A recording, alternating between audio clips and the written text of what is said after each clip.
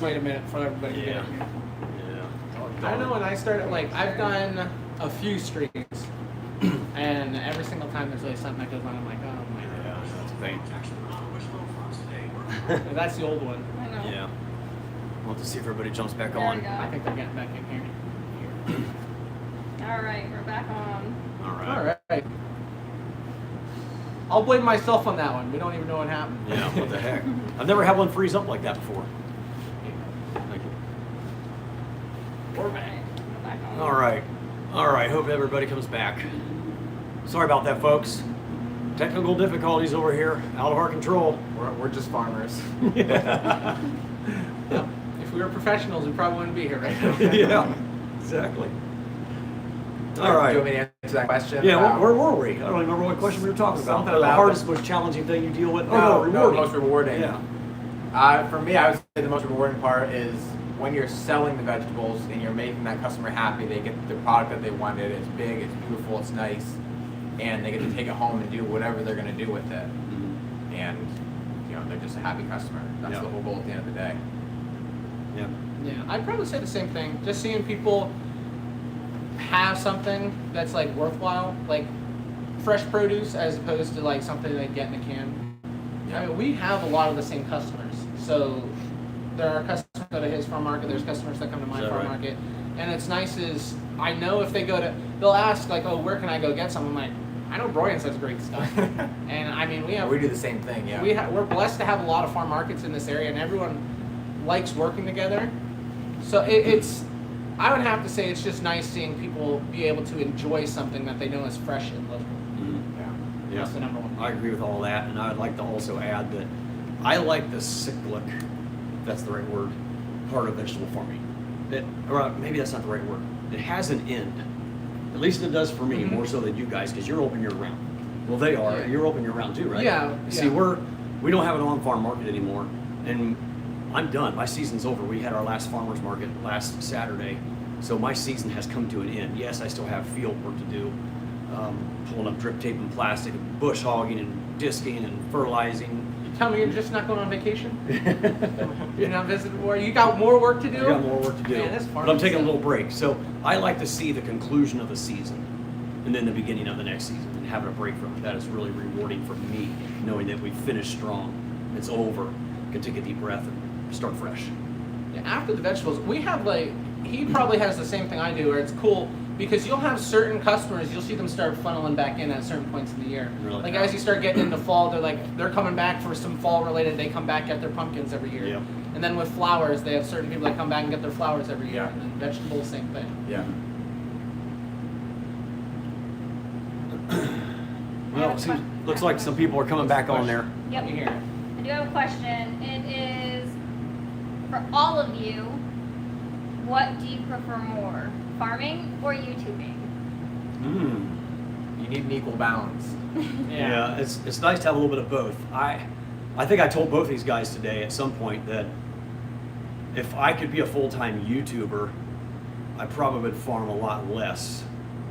If I'm always going to be farming, but I would farm a lot less. The problem is my YouTube channel, I have two channels. The farming channel is the one that's growing the fastest, and in order for that one to continue growing, I have to continue farming to have content for it, right? So I could never be a full farming YouTuber unless I keep doing stuff like this, visiting farmers around the country. This is fun. So yeah, that's kind of where I'm at. I would say I probably enjoy farming a little bit more. Not that I don't enjoy making videos. One of the whole reasons I got started is just education in general, educating people about where their food comes from. When it comes to farming, my family's been doing it for so long.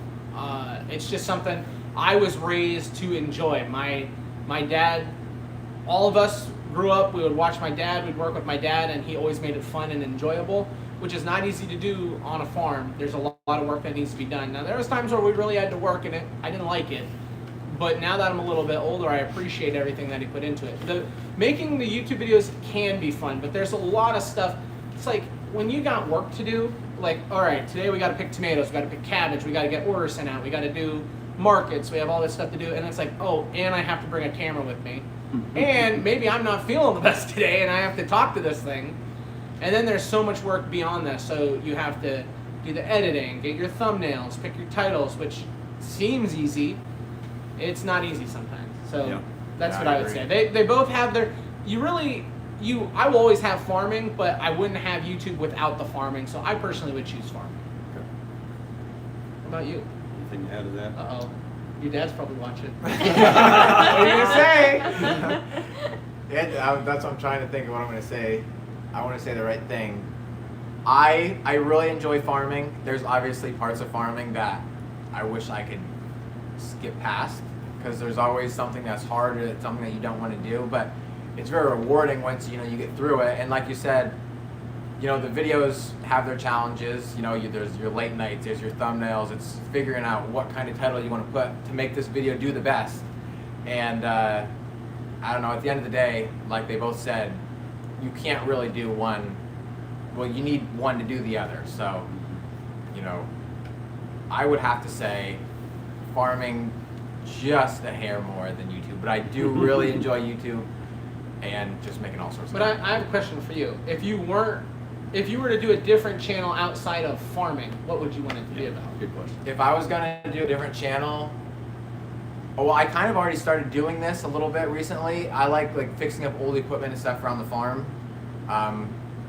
We're starting to restore my Pap's 1938 Chevy, and it's just been something I really enjoy doing. Like when I sit down at night, I'm excited to make that video. And so I'm not always excited about making the farming video because I just did it all day. You know what I'm saying?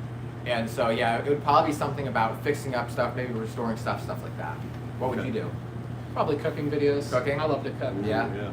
Yeah, cooking. Get that from your Grammy? Yeah, Grammy, she knows her stuff. I like to make food, obviously. But no, probably would be something involving food. If I wasn't farming, it'd be like doing videos about like canning. I always thought it would be fun to do like homestead videos, but I have the farm. I'm not gonna go to a homestead away from the farm that I already have. But it would probably end up being more cooking related videos. Okay, cool. For me, it would be my adventure channel. I already have a second channel. I've plugged it a few times on the farm channel. It's about my backpacking adventures and kayak camping, and a little bit of RV camping, and in the last few years, some ultra racing and things like that, which is long distance running. While we're on the YouTube subject, what types of videos perform the best for you guys? Any like specific vegetable or harvesting type videos? Anything related to harvesting usually does better. I would say planting and harvesting do really well. If you can find one thing that is like a little more peculiar or a little more interesting and just kind of tie that in, not necessarily clickbaiting the video, it's like the unseen side of farming. Like everything we do is unseen. Like you can say, oh, I know what the farmers do, but you don't really know. So it's like the untold story of greenhouse tomatoes. Or if I know something related to a little bit of mystery, but involving your crop, which is not necessarily clickbaiting them, but it's getting people a little more interested to click on the video. Because a lot of people, they will tune in no matter what. But by getting more people into the video, it gives your channel a better opportunity to grow and support not only you, but if you have a family and that aspect. So yeah, I would say the harvest videos probably do the best. And then if you can do like a year-round, like recap video, that probably is my best one that I do those every always year. seem to do well for you. Yeah, kind of the same story. Yeah, for you. I would definitely say harvesting videos are number one. People like to see all different aspects, but it seems like when you put harvesting in the title, they like to see, everything that's going on that day. Pickles, the cucumbers, zucchini, all that stuff. They want to see it. They can get tricky real quick, unless you got a burning question. No. Okay. How do you stay productive at the same time? Productive, getting your work done, yet filming, setting up the shots, making sure you talk to the camera about what's going on. I mean, because we were talking about this earlier. There's days you might not feel good, or you're just having a bad day, stumbling over your words, and things are just not going right. You don't feel like filming, but this is something you're not going to be harvesting again, so you got to film it. You know what I mean? I know exactly. You have what you days mean. like that sometimes. I'm trying to think. You You guys- go first. You ever have any situations I'm like too that where nervous. you just don't feel like filming, or how do you stay efficient at harvesting and farming yet make time to film? It's a lot of times that's setting up cameras in angles where you can get a long shot, so you can just keep working and keep picking, and you don't have to keep moving the camera. You can get a lot of footage in 30 seconds, more than what you would expect. And so you can basically sum up for that day or that moment, picking peppers or whatever you're picking in that 30 seconds, and then put the camera down and, you know, move along with your day. Because a lot of people say, you know, well, if you're holding that camera all day, how are you getting any work done? Well, it's a little bit easier than you would think, but there is definitely those days when you don't feel like recording, you know what I mean?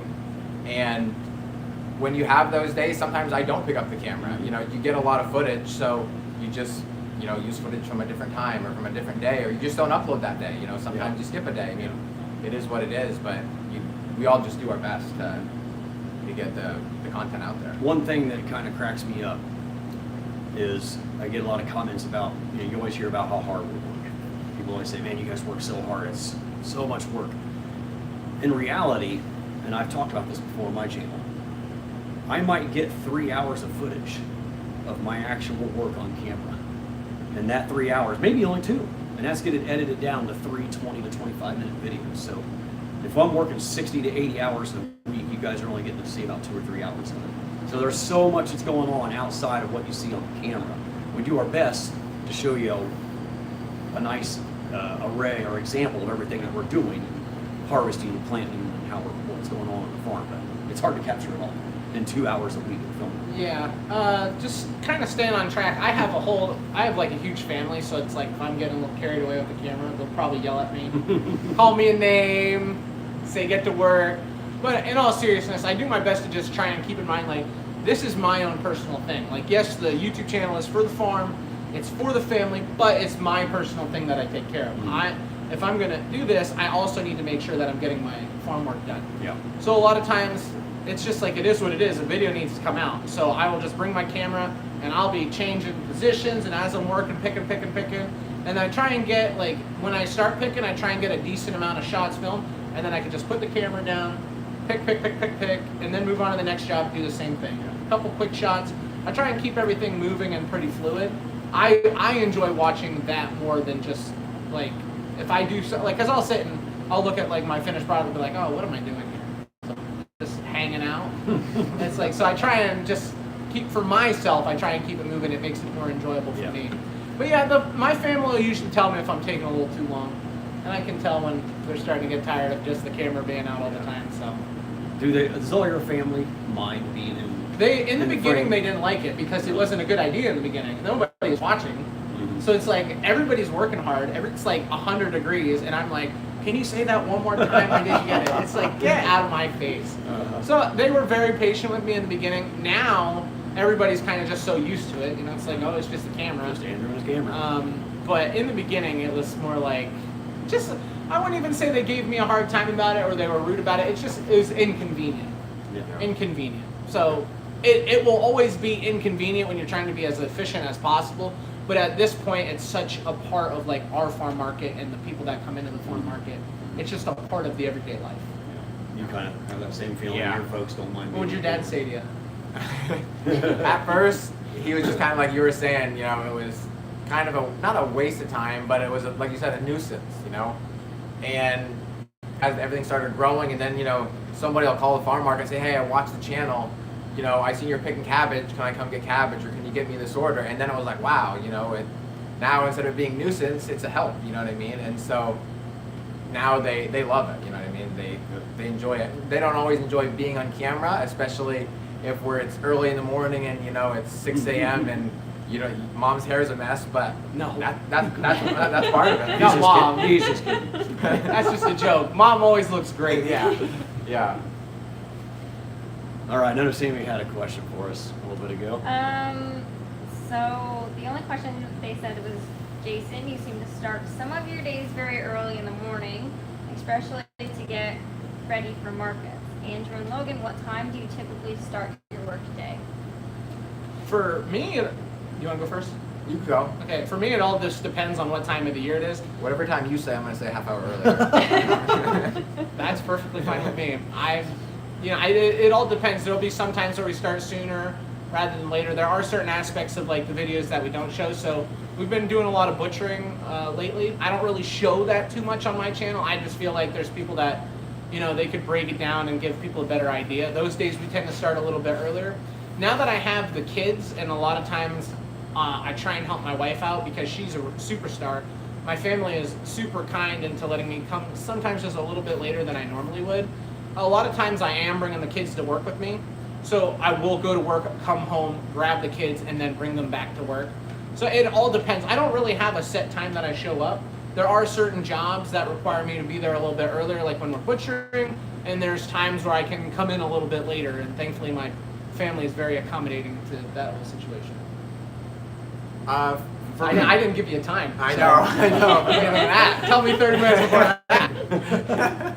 Yeah, I don't have an answer to that one. But for us, because we're going to markets almost every day of the week, this time of the year, I would say we're getting up right around 6 o'clock. We'd like to be definitely down at the farm no later than 6:30 because we're trying to pack the entire truck along with pick the early season cole crops. Well, not early season, but the cole crops just in general, like the broccoli, the kale, the kohlrabi, all the stuff that kind of gets wilty towards the end of the day. We like to pick fresh every morning. So if we're not up at 6, down to the farm by 6:30, there's no way we can have everything picked and loaded by 9 to be to market by 10. So it has to be almost the same every single day, besides the weekends where we try and sleep in a little bit.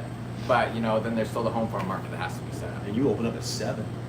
We open up here, at 7. Yeah. Wow, that is super early. No, we don't always have the veggies ready to go, but because we have all of our bakery, yeah, you almost have to. Yep, you have to get that started. So So by coffee, early risers driving down the road. Exactly. Yes. Nice. Yeah. On Saturday mornings is probably what that commenter was referring to.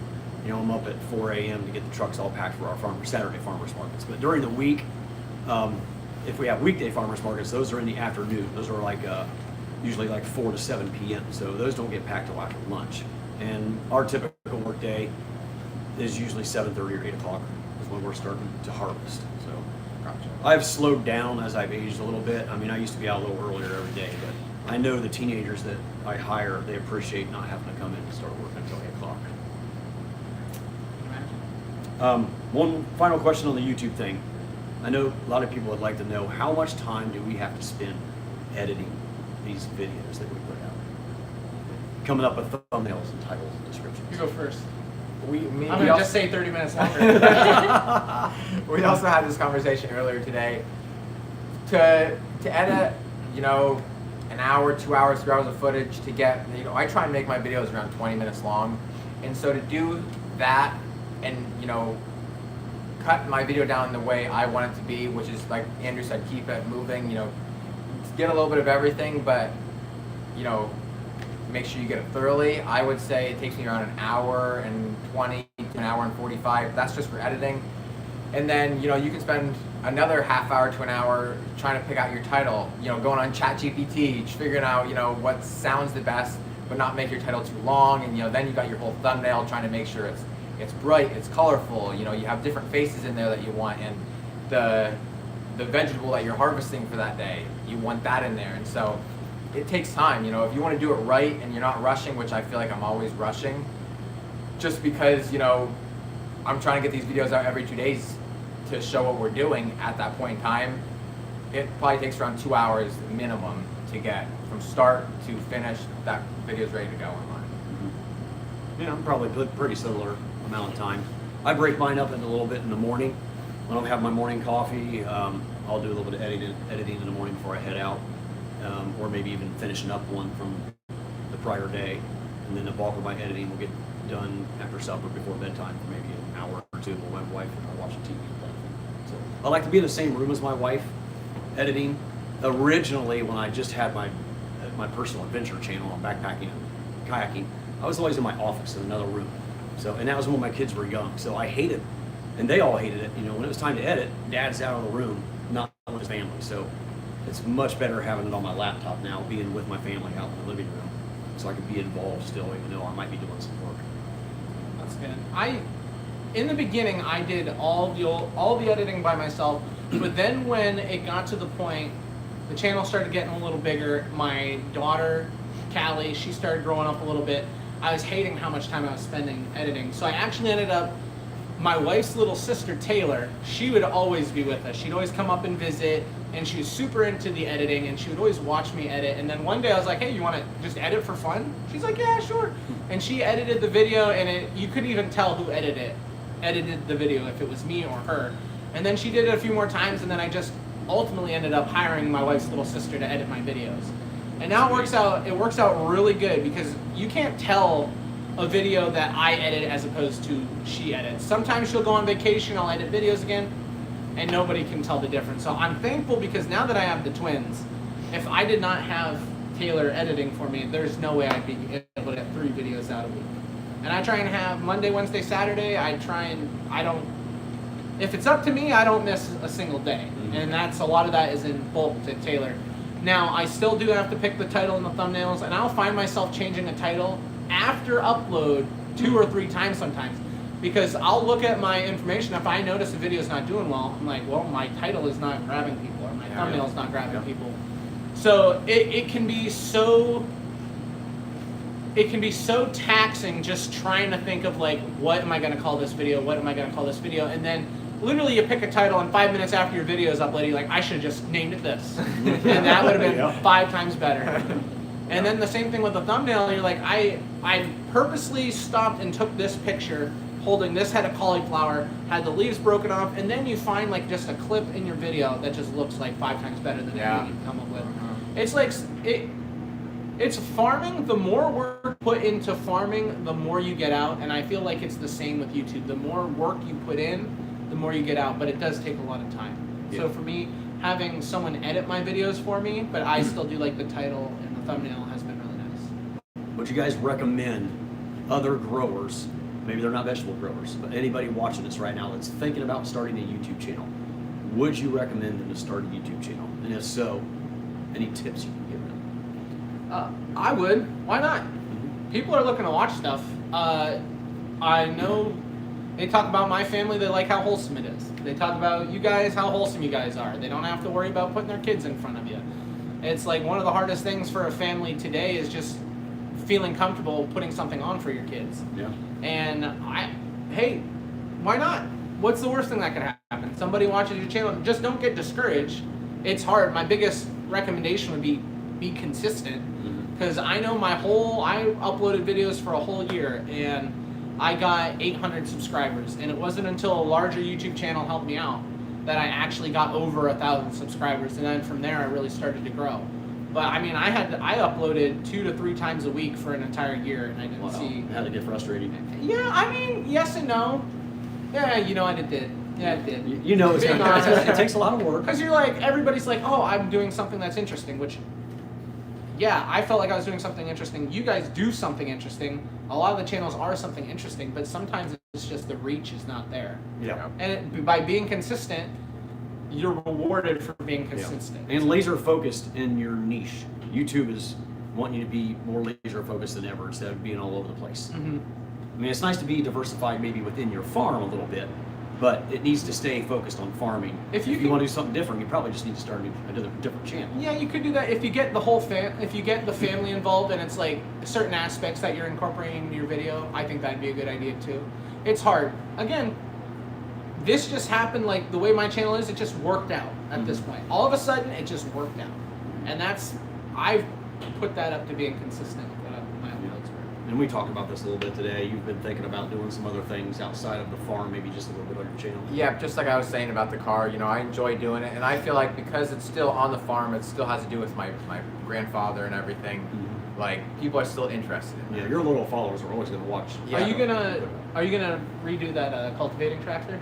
The one you push start down the hill? You gonna shine that up? Eventually, one day, I would like to. You gonna get the starter working on that? Don't even get me started. How many years has this been pushing it down the hill? Ever since I can remember. Did they even make starters for that?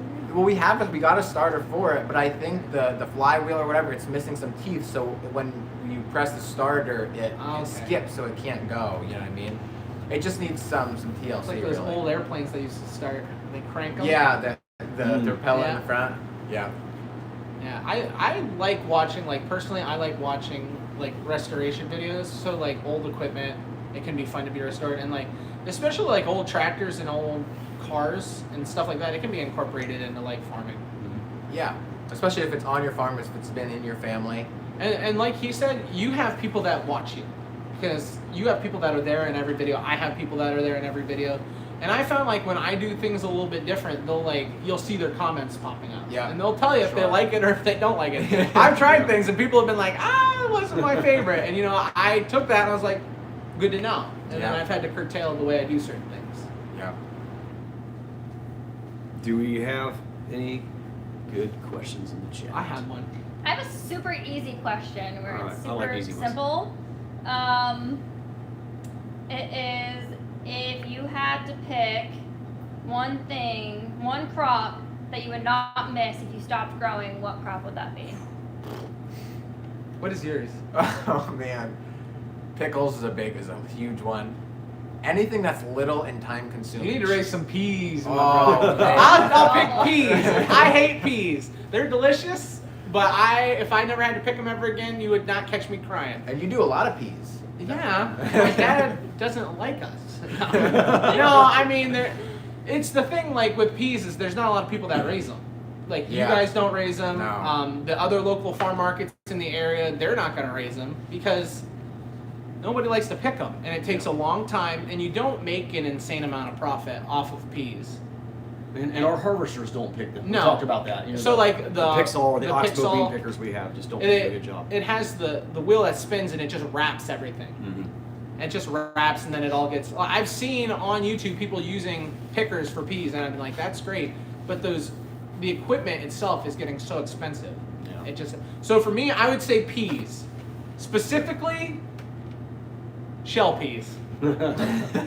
Are shelling peas that much different than sugar snap? They just don't taste as good. Oh, okay. The Picking more is work the I got to same. do, the more work I got to do to eat. Yeah, I got you. I miss me with that. For me, it's tomatoes, believe it or not, our most profitable crop. Really? It's because the reason our tomatoes are our most profitable crop is because I have 4 greenhouses full of hydroponic tomatoes that we're growing and harvesting over a longer period of time. It's just a management nightmare taking care of greenhouses, and I'm not just talking about the tomatoes and the man hours it takes to raise greenhouse tomatoes. It's the changing the plastic, it's cleaning them out at the end of the season and restarting them. I have to order tomato seeds now, to have them ready to seed in January. It's just a whole slew of things, propane to heat them, and it just seems like there's something to manage with greenhouses year round. It never ends, and that's kind of the reason I got out strawberries. Even though strawberries you harvest for like 3 weeks, 10 good days actually of peak harvest. Yeah. You're doing something with them year round, whether it's covering them with straw or row covers, setting out pipes. It's just We don't do always strawberries. something. Yeah. You're wise. We did them when we were younger, and we always had trouble with them. I know there's like a Yeah, I don't professional. recommend it. There's a professional down at that end. Yeah, we've sure had our struggles. We'll see how the 2026 season So turns out. don't tell me it is pickles. Is it pickle? No, come on, they're not that bad. I don't know. It's always so hot, Mm. and then you got all those little pickers, and you're trying to find that you're always missing one or two, and you come back and then they're a lunker. Like a baseball. Yeah, and then sometimes you get none, sometimes you get 30, 40 baskets they just produce. You know what I mean? And then it's when you have 30, 40 baskets, I have 30, 40 baskets. and you don't know what to do with them all, and it's like. And then if you have 30, 40 baskets, I have 30, 40 baskets. Every other farm market in the area has them. Yeah. If you take it in the auction, you're gonna not even pay for your pallet. I think recently, talking about something like that, they were selling beautiful red bell peppers, probably about that big, bins full. They were $2 a bushel. Oh, So you're doing, yeah. Wow. So 15 bushel bins, you're doing $30 for a bin of red at peppers. that point, you I'd almost cry. just better The leave them in the pallet, field. the pallet in the bin itself Yeah. is Yeah. $15. Yeah. Yeah. So Wow. you're paying $1 a bushel for red bell peppers, and that's the same thing with cucumbers and pickling cucumbers. If we have like a max amount, we will try and take them to an auction, but there's certain specific buyers that know you get from certain growers. Yeah. And if you're not a consistent grower at an auction, you're not going to get Yeah. high bid for your stuff. Yep. I've experienced that myself. Occasionally you'll take to an auction, you're like, oh my goodness, we made money at the auction today. Like, we did good. You take the same thing next week, you don't make a single thing. Yep. Yeah, most of the time you're like, oh, that was a waste of time picking and packing It's and like, taking it out. And Yeah, oh, I paid for gas down here Yeah. to spend more money. Well, on the other side of that question, what is something you would love to grow more of and pick? You enjoy picking, or if you had to go to a monocrop system and you were growing 1,000 acres or something, what is that one crop going to be? That's pretty easy. I said cauliflower earlier today. I love cauliflower, but also sweet corn. I do love sweet corn. It's just easy, especially when it's on full. You can just rip and tear right down the road. You can just fill bins. You know, that's probably my two top favorites. What about you? Probably sweet corn. Yeah, that's what I got my start. Was in sweet corn. I really like green beans and cantaloupes too. There's just something about those. But you have a harvester for green beans. Yeah. When you're picking it by hand, it's a different story. Oh man, I would never want to pick them by hand again. But there's something about cantaloupes, the big items that fill bins or Yeah. wagons quickly. You When see you can your progress. see, yeah. For me, it probably would be. For me, it'd probably be tomatoes Yeah. or peppers. But I just I do like peppers. When you're picking tomatoes and you have a good tomato year, and I mean and you don't have any bad ones, they're all turning, and if you can stay on top of the tomatoes and pick them consistently, they're all nice, and you're not sorting through garbage, then yes. But now if you have a bad year of tomatoes, it gets wet, they start to split, the bugs get in them. Yeah, a It's good crop nasty. is definitely everything. Because even sweet corn, if it's dry and the tips aren't filled out, or you have worms in it or whatever, it's like then it's not near as fun. We always say my favorite thing to pick every single year is the best thing. Like whatever is the nicest. Like even if I'm pickling cucumbers, I'm like, they look so good. Like I hate it, but they look so good. I'm just filling baskets. But I would have to say peppers. If I were being more specific, peppers would probably be my number one choice. There's something about the sound of a snap of a pepper. Snap of the People pepper, love the that. taste. Yeah. Satisfying. Yeah. Guys, I got to harvest potatoes for the first time in my life today. So you dig potatoes for them? Yes, it wasn't Was it too too wet muddy. over there? He came over. He's It was like, pretty much. I tried to get Broyan to dig the potatoes, but they wouldn't dig potatoes. I'm like, So- we'll dig. No, we needed them anyway. We got Gotcha. 2 bins of bread. Gotcha. It wasn't wet, but that's like the field where we have them. It's like super shaly, Gotcha. so the water just drains away. Yeah. I probably could have got through, but it'd have been chunky No, for sure. Yesterday that would have been super muddy, and then you'd have been putting them through the washer. It would have been pain. Yeah. So, folks, next week there will be a video from each farm visit. So, not just this live stream. I spent a couple hours with Logan around his farm, then I spent a couple hours over here harvesting with Andrew and his brothers, and that's where I got to harvest potatoes for the first time. That was really fun. So, thanks for letting me help No, out with no, that. my pleasure. Those videos should be coming out next week, 10 days from now at the most. I forget how many other videos I have coming out before those. Where do you guys see the farm in 10 years? Looking at the future, next generation for you, where do you guys see the farm in 10 years? You can go first. I don't know. The thing is, everything changes so much with the way things are. I love raising vegetables, and I love doing all different types of fruits. But I don't know if 10 years from now it's going to be almost impossible for me to raise anything with the way pest pressure is, with the way disease pressure is. I don't know what they have in store when it comes to all those different types of things. We do tend to be getting into the animal side a little bit more. So we have about 70 to 80 head of cattle right now. But beef prices are shooting up. Can we afford to continue getting in new calves? Yeah. So there's a lot of uncertainty. I try not to worry too far down the line. I know if we just keep doing what we're supposed to, if we stay consistent, we stay honest in what we're doing, things will look pretty good. What I would like is in 10 years from now to have the same privilege that my dad had, to be able to work with his kids, and I would love to work with my kids out in the fields and see where it goes from there. Hopefully from 10 years from now, I have a feeling we're going to be a little more involved in greenhouses. Okay. Just for us personally, I know greenhouses are a big thing, and I know a lot of what we do, so Broyan's and I is very, very similar. It's like almost interchangeable. And I know for them, greenhouses is getting really, really big too. Actually, I mean, greenhouses are getting bigger, but it's probably one of my least favorite things about the farm. If I could say in 10 years, I would say no more greenhouses. Besides the fact of starting our own plants just for the field. My big thing is I would love to expand the market. I want to have like a full-blown grocery store. That's my end goal. I want obviously still the homegrown veggies. Like I want like a section of homegrown, just like we have here. But also I want people to be able to get their toilet paper, their paper towel. Every aspect of the grocery store. That way they don't have to come here to get certain things and go downtown. They can get it all right here, and it's still the same exact thing, just a lot more. So convenience and diversification. Yeah. Would you want to go into like more of the wholesale side? So almost like putting up a cooler, and then like restaurants come here, like restaurants want to come here and get their lettuce for their stuff and like potatoes, and so you kind of want to go like larger, like supermarket-ish. I'm not You know what I mean? Yeah. But then you'd also want to do like the wholesale side. Yeah, not quite as much into wholesale, but definitely, definitely selling to You can do it. to I believe in grocery you. stores. Yeah. You guys work hard. Yeah, don't get me wrong, I love the harvesting. I love the picking, the packing, the planning, what all that entails, but I love being out here, you know, I love, you know, stocking shelves. I love, you know, just basically every part of it, you know. Do you see yourself still doing farmers markets in 10 years? No. Okay. Nope. I didn't think so. I don't. No.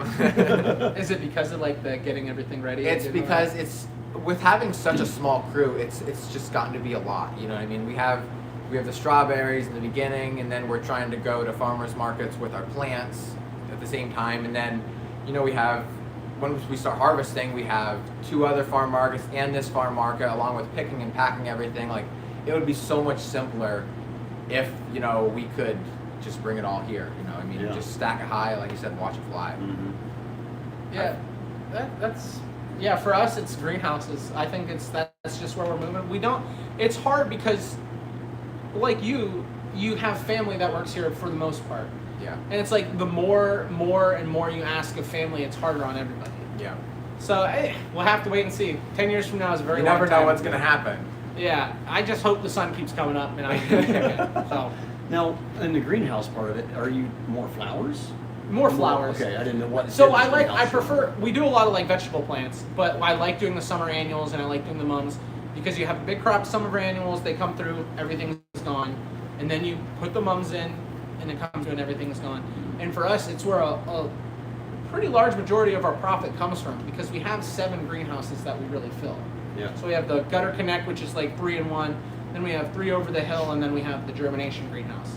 And we'll do like vegetable plants, so we start to sell a lot of vegetable plants to people locally, and then we also do the flowers. And it just seems like the month before and after Mother's Day is like almost, you can't breathe, you're that busy. Wow. But then it slows down a little bit and then picks back up. Okay. Yeah, I don't want to change the way we're doing anything. I like picking. It's just it's hard because you can't have everybody there all the time. Mm-hmm. Like some days it's just my older brother and my dad, and then some days it's my younger brother and me. It's too much some days. And things have to be picked because if you don't pick it, then it's going to stop growing. It's going to go dormant.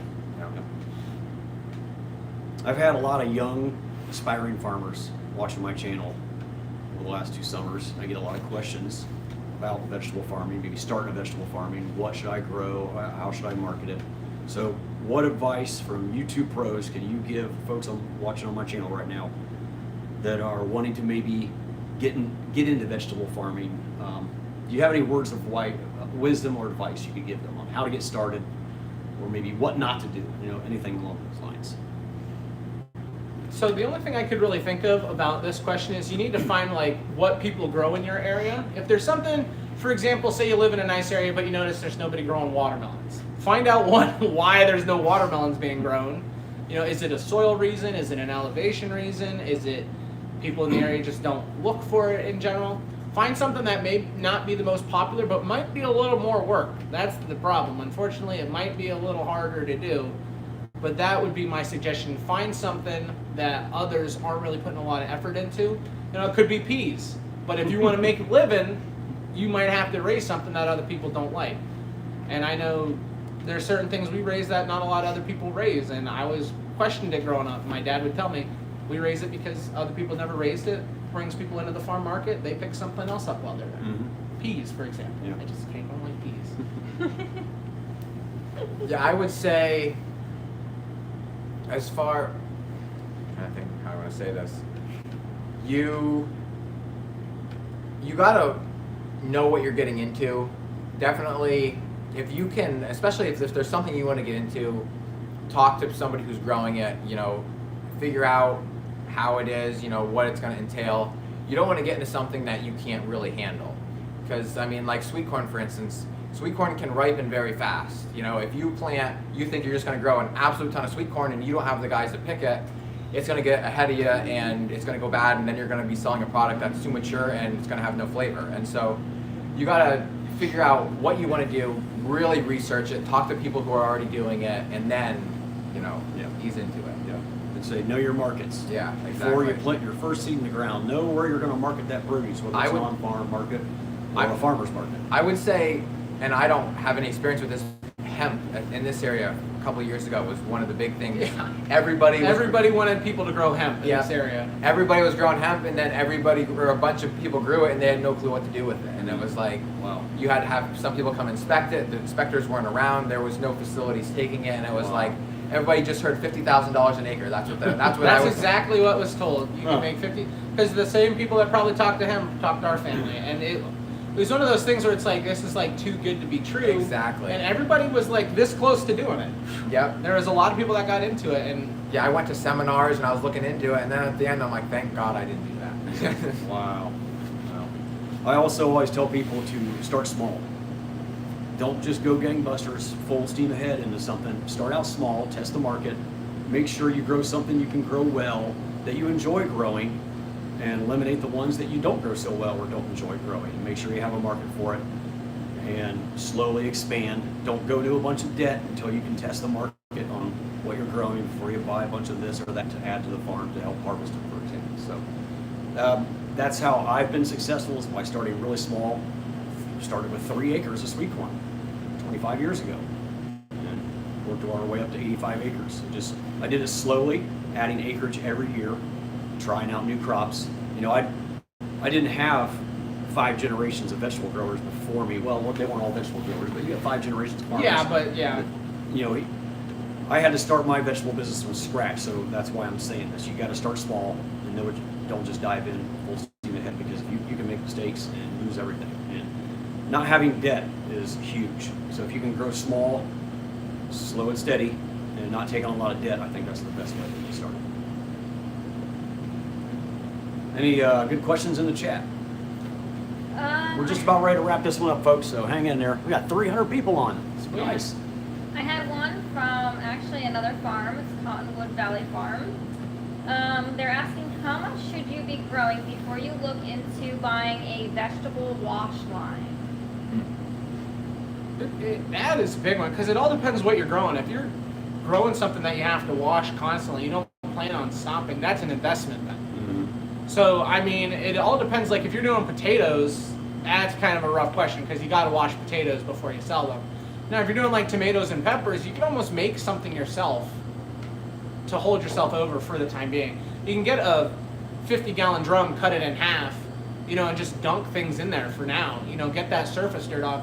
You're not cleaning stuff to the point where people are ready to eat it.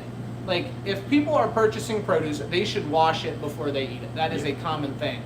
Not because we're spraying a whole bunch of chemicals on it, not because there's stuff happening out in the fields that isn't on the up and up.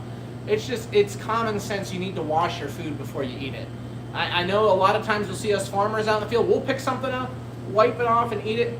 I've been doing that since I was born. My dad's been doing that forever. Our bodies are used to what's taking place out in these fields because we're always in it. But yeah, I mean, if you just need to get that surface dirt off, so any way you can do that, to the point where you can afford something nice and then that will help you be a little more efficient, that's what I would recommend.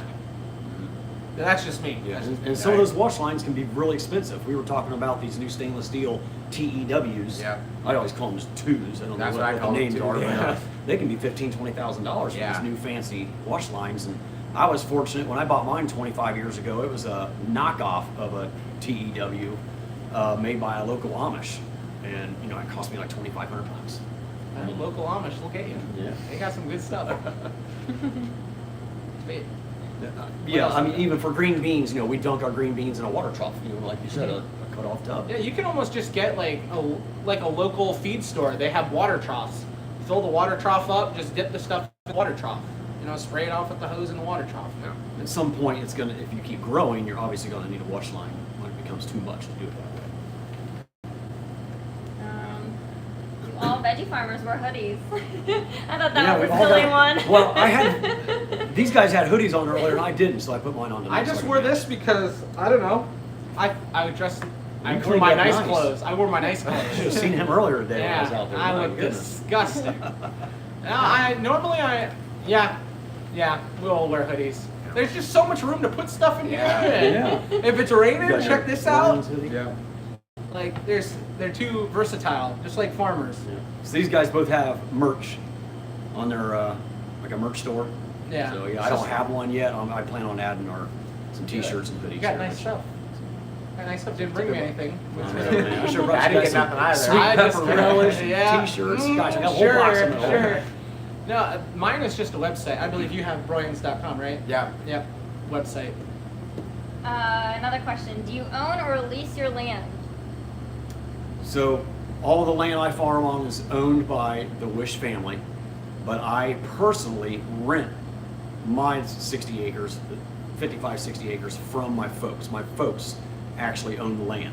Now, eventually, when my folks are gone, it'll be passed down to myself and my two brothers.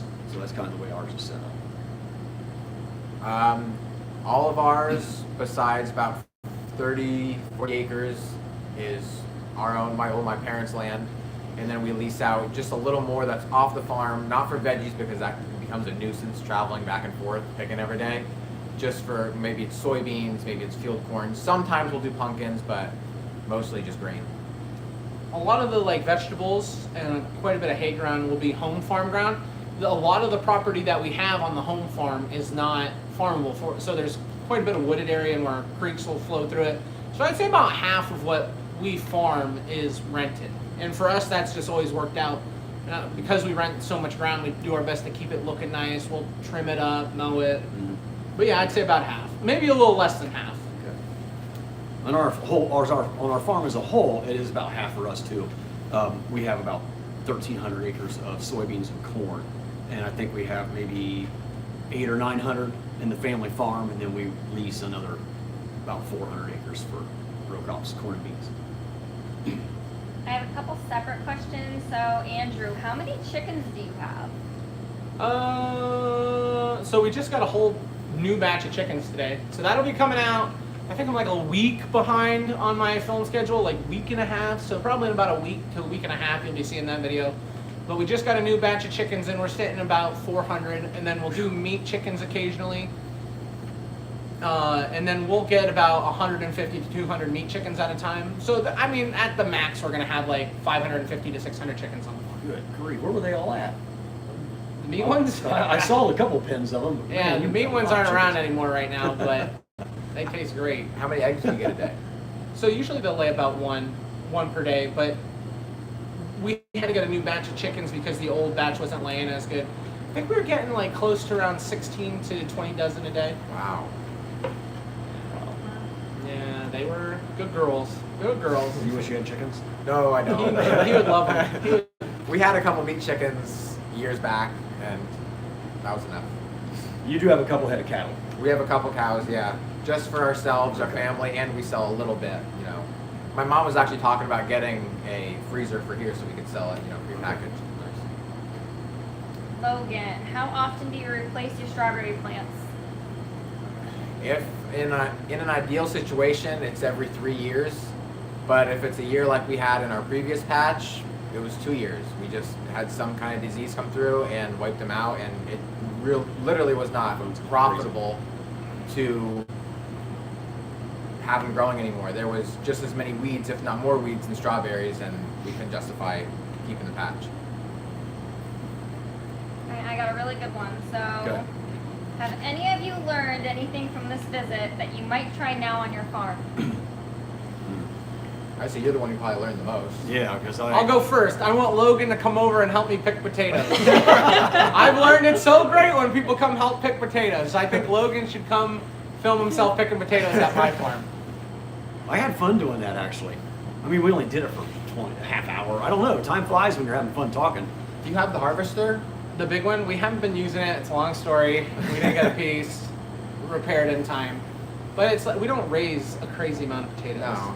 We have similar to what you have, but we have a windrower. So instead of it Okay. being dumped out the back and kind of all over the place and you have to go, it's all in one line. Got you, that would Which be makes nice. it 100 Oh, times man, that nicer. made it so easy. Gotcha. What's the make of yours? You know? We ended up getting it from, I think, Hilliard. So I don't know the exact name off the top of my head. Like the, Gotcha. 2-row? I'll send you. I'll take a picture of it and send it to you. Yeah. They're hard to find. We were looking for a different potato digger, but they're just not many. Yeah, out they're there. not. A lot of times people end up using rock pickers too. Oh, really? Yeah, they'll just use a rock picker, which I don't think is ideal. But we've done that. We've done it before we had the windrower. I think what I learned today is that if I was ready to expand my farming operation a little bit, I would probably get into potatoes. And man, there was a second thing I was thinking about when I saw your place. I can't think of what it is now. Maybe it's just working with family can be fun. You know, I can see how you guys, the time passes. You guys have a good time out there chatting, harvesting together, and it makes it more enjoyable. When I'm out there working with a bunch of just teenagers that don't have a vested interest in the farm, and sometimes they're very slow and inefficient. You know, that really wears on you after a while. And I think you're very fortunate to have family to work with you like that. It was fun. Don't discount it for a second. I'm very blessed. One thing I will say, Logan has like a super nice wash area here for their. I'm jealous. I get pretty jealous. Watching him wash produce, I'm like, that's pretty nice. I use an old potato washer, so going back to the comment about that, like, I use a potato washer. I did see that. It's just a small one. It's Right? just a small one. I can dump stuff on the conveyor, and that's it. Everything goes through that. Everything. Wow. So you dump your dirty stuff and like potatoes and red beets and peppers, everything goes right through the same washer. Yeah, so like if we're doing like potatoes and we're gonna be switching over to something else, we will spray it down Yeah. like completely, because you have to. Yeah. If not, you're just getting like residue on it. Yeah.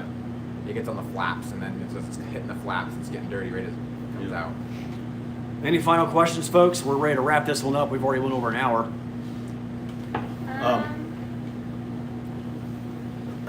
I got another one. Can you explain why some of you tie up your tomato plants and some don't? I actually talked about that with both these guys today.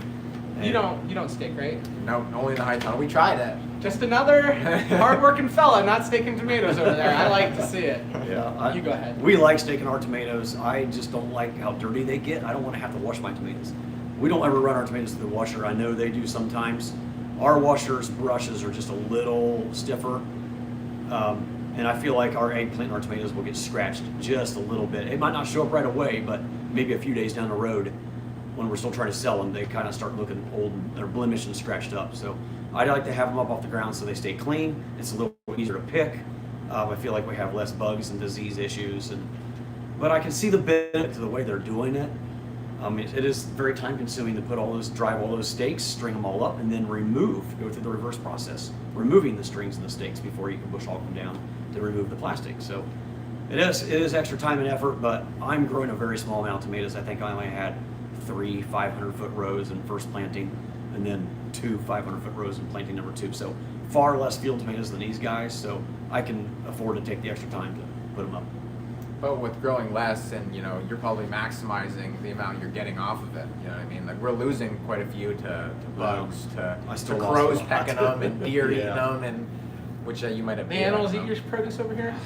Unfortunately. Couldn't be me. It was the worst year we've ever had with raccoons Really? for corn. It was the worst sweet Yeah. corn year we've had in a really long time. Deer absolutely annihilated ours. They just. It's probably the same deer.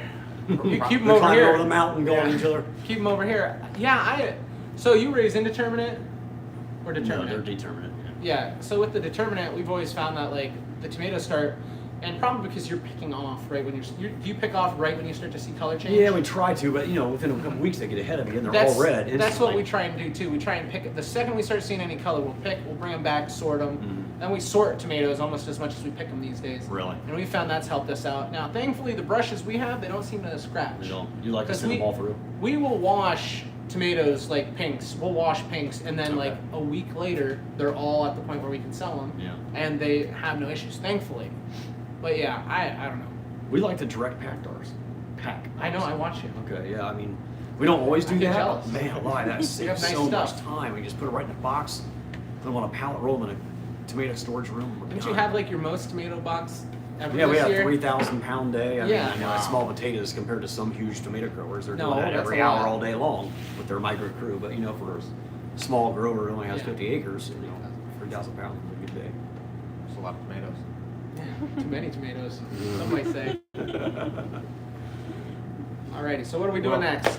I think we're ready to wrap this one up. My wife has texted me, asked me to get her ice cream Yeah. on the way home. Ice cream? So, ice cream. Wow. So I don't know how that started. She's got people there watching her with me, and they want ice cream, and I keep getting. That's why my phone was blowing up. Oh, okay. I kept feeling it vibrate. I had They- Andrew's phone because I had my notes on here. They just want ice cream. They're gonna have to wait though, because they need to be patient. Yeah.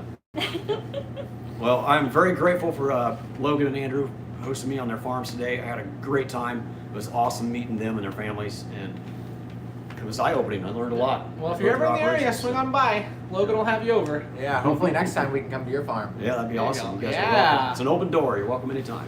Very Folks, good. thank you so much for watching and tuning into this live stream. I wish we could answer more of your questions, but it's getting late. I got a 500-mile drive home back to Ohio.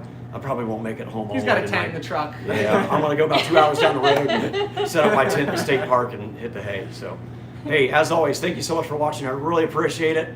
Don't forget to like this live stream if you enjoyed it, and I will see you all again next time down on the farm. Bye-bye. Bye-bye. See you later, guys. What do you say at the end of your video? I say it ain't much, but it's honest work. There you go. There you go. I like when it's honest work. Good night, everybody.